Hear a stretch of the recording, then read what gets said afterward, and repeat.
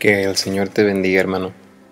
Esperamos y con esta serie de mensajes que estamos presentando, estamos poniendo en YouTube y en Facebook, estemos causando bendición a tu vida. Es el propósito que tenemos al haber iniciado este ministerio y lo estamos haciendo con todo amor cristiano. Hay una pregunta que me hicieron hace algunas horas. Me preguntaron qué significa tenerle temor a Dios. Pues el temor de Dios no es solo tenerle respeto, ni tampoco terror. Yo le contesté a estos hermanos que me preguntaron. Es un cuestionamiento muy serio. Pues les traté de explicar a ellos que pues están aquellos que lo entienden como un tipo de terror a Dios. Es decir, tenerle miedo a Dios. Otros lo entienden como un simple respeto. Como por ejemplo el respeto porque lo consideran pues algo que no es muy relevante. Se aprovechan de que todavía estamos en la era de la gracia, ¿no? No creo que alguna de estas opiniones sea correcta. Empezando con el simple respeto, el respeto que puede existir entre iguales, o sea, el respeto que yo le puedo tener a mi esposa, le puedo tener a mis hermanos de la sangre, a mi madre, a mi jefe del trabajo, pues no es el mismo que le podemos tener a Dios. No, más que tener, no es el mismo que le podemos dar. Porque una cosa es tener temor y otra cosa es dar.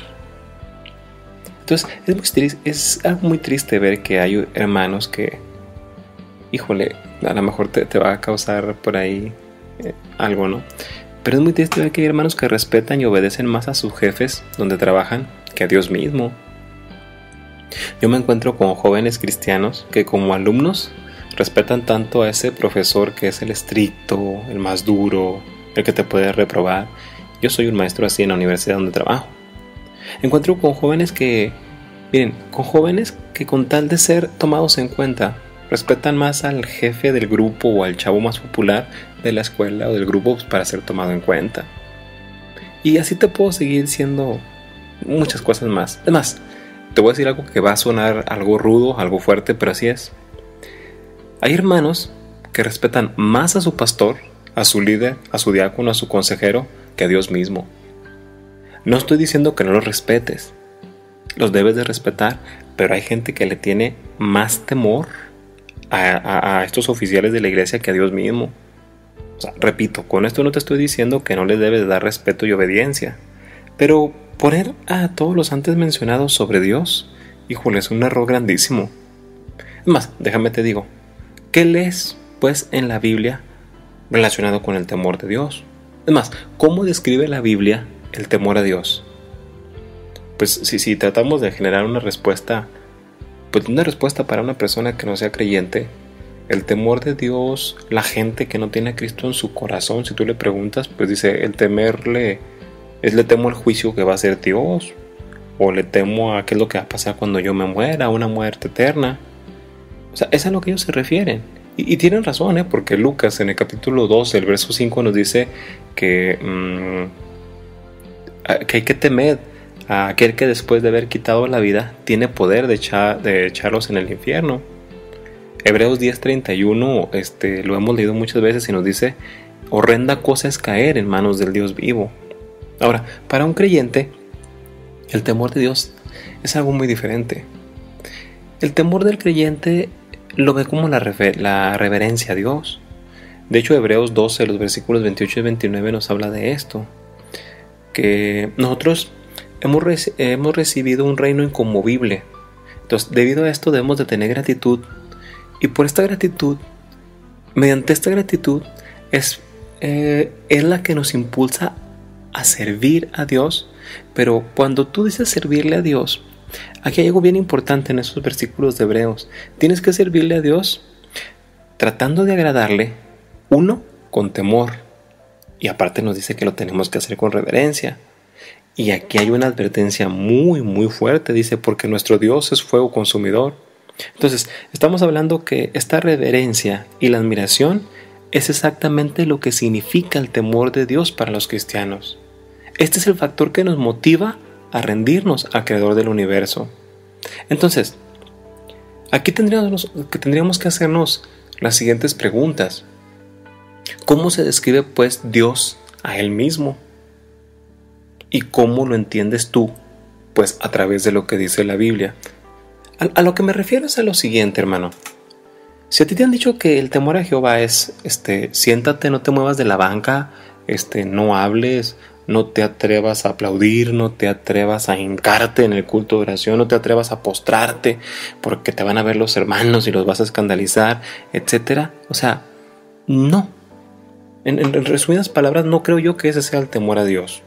El temor a Dios es más que tenerle respeto, como el que te describía en la introducción. Mira, trato de explicarte a la luz de la Biblia, porque yo creo en esto. Si tú te vas a Proverbios, en el capítulo número 1, el versículo 7 nos dice que el principio de la sabiduría, fíjate lo que te dice, el principio de la sabiduría es el temor de Jehová. Nos habla que los insensatos desprecian la sabiduría y la enseñanza. Ahora bien, ¿quiénes son estos a los que se les llama insensatos?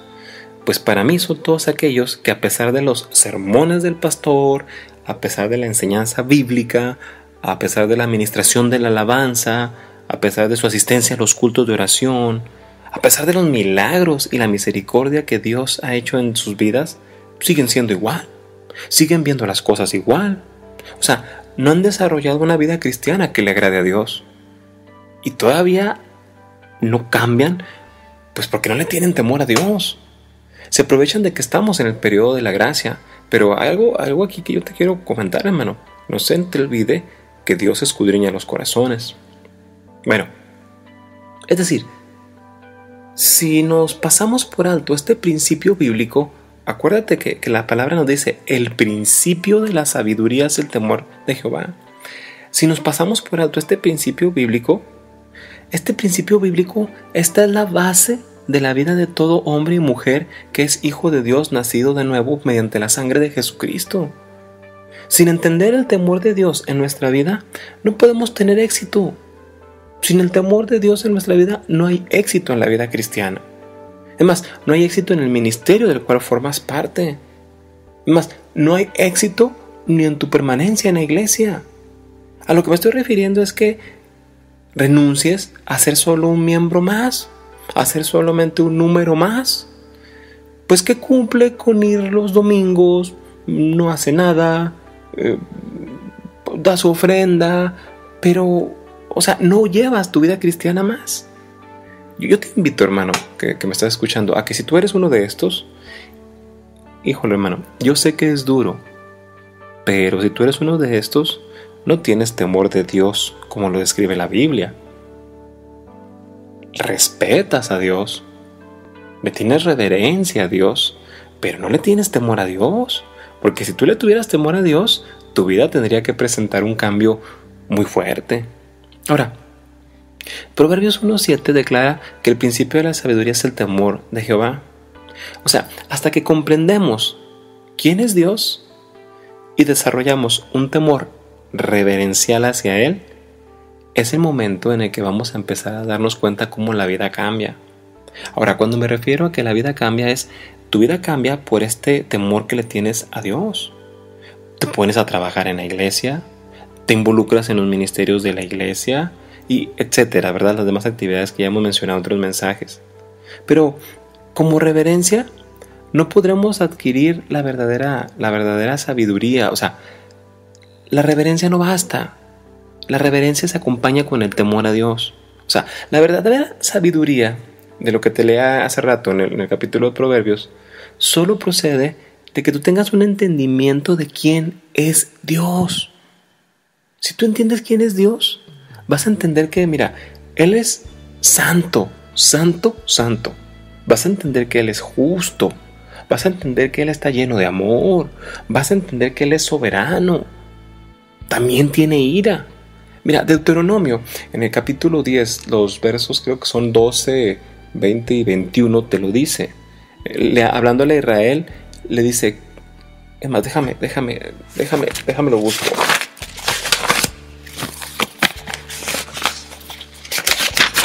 Mira, te dice, hermano, Deuteronomio 10, el versículo 12, dice, ¿qué pide Jehová? Ve la pregunta, ¿qué pide Jehová tu Dios de ti? ¿Qué está pidiendo Jehová de ti, hermano? ¿Qué es lo que está pidiendo Jehová de mí?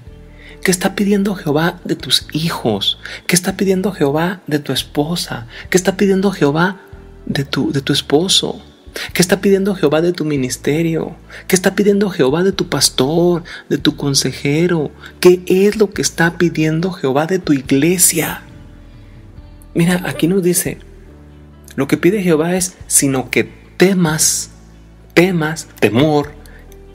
a Jehová tu Dios. Y que de este temor se desprenda lo siguiente, que andes en todos sus caminos. Segundo, y que le ames. Pero no que le ames aplastado, discúlpame la palabra, sentado, nada más en la banca. Sino que dice que andes en todos sus caminos y que lo ames y que le sirvas. Que le sirvas a Jehová tu Dios. ¿Cómo? Con todo tu corazón y con toda tu alma. Con todo tu corazón y con toda tu alma. ¿Te das cuenta de esto, hermano? El versículo 20, si te mueves al versículo 20 vas a encontrar, fíjate, aquí la palabra dice, en el 12 nos decía que temas a Jehová, y el 20 nos dice, a Jehová tu Dios temerás, a Él solo, fíjate hermano, 1, servirás, a Él solo le seguirás, y por su nombre jurarás. El 21 nos dice, el objeto de tu alabanza, y Él es tu Dios que ha hecho contigo estas cosas grandes y terribles que tus ojos han visto. Cuando tú logres entender esto, hermano, pero que no lo entiendas con tu mente, sino que el corazón mismo entienda el temor y la reverencia a Jehová a través del trabajo, es cuando tú vas a empezar a tener temor de Dios. Yo tengo un grupo de jóvenes, poquitos, pero hay veces me gusta escucharlos. Y a lo mejor ellos cuando vean este mensaje me van a decir, ay, el hermano, ¿cómo es? Me gusta escucharlos cuando dicen, es que tengo miedo a fallarle a Dios.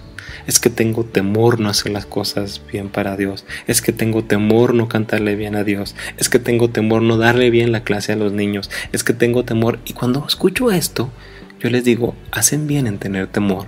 Porque una vez que ustedes se den cuenta del temor reverencial a Dios, esto los obliga a que si tu clase del domingo pasado con los niños fue buena, la clase de este domingo la tienes que hacer más buena, y la que dentro de 2 domingos vas a hacer excelente. Y luego me preguntaba una hermana y me decía, o sea que va a haber un momento en que yo llegue a agradar a Dios. Le dije, vas a hacer las cosas muy bien, pero Dios siempre te va a estar pidiendo más.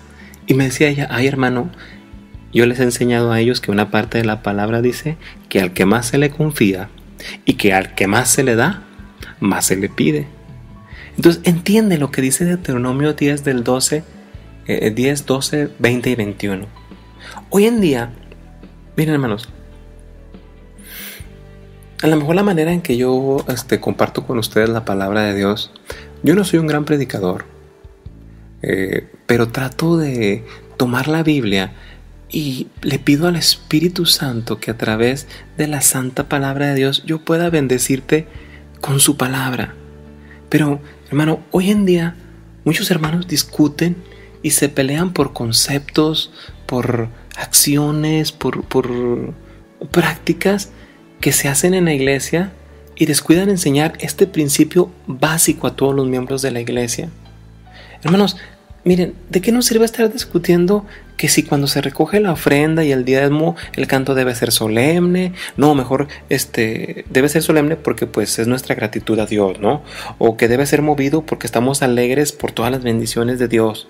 O que si se dice Dios te bendice o se dice Dios te bendiga. Que si las hermanas se deben de saludar de beso o no se deben de saludar de beso entre ellas. Y una serie de cosas, hermano. ¿Para qué desperdiciamos nuestro tiempo en esto?